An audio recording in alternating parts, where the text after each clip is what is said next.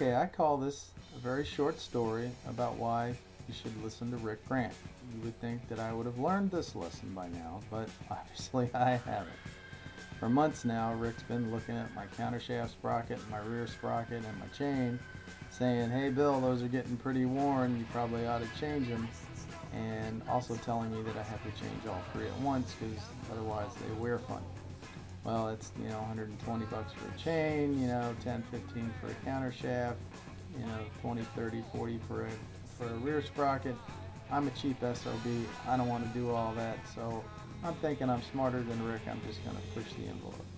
Well, we're riding in I've got 2,450 miles on my bike right now, 107 hours on the original sprockets and chain. You can take the individual silver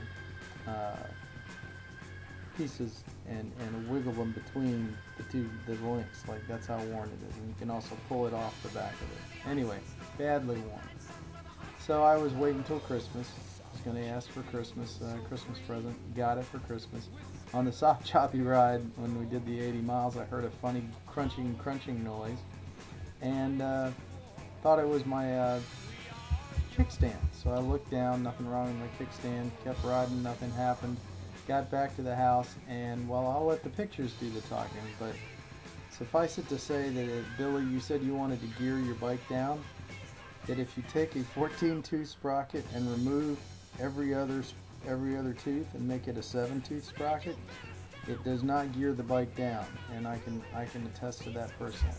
So I would just like you to enjoy these pictures, and the lesson of the story, the moral of the story is that once again Bill has learned to listen to Rick.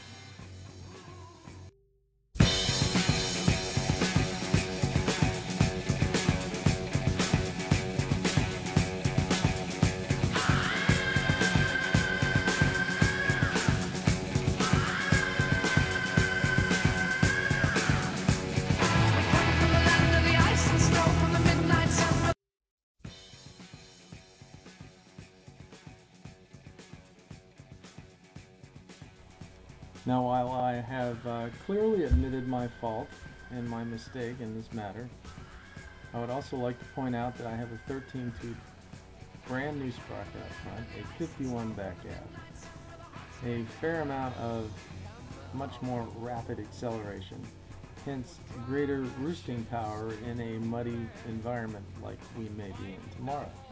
So, he who does not lead may bleed. Just let that be a warning that you heed. Good night.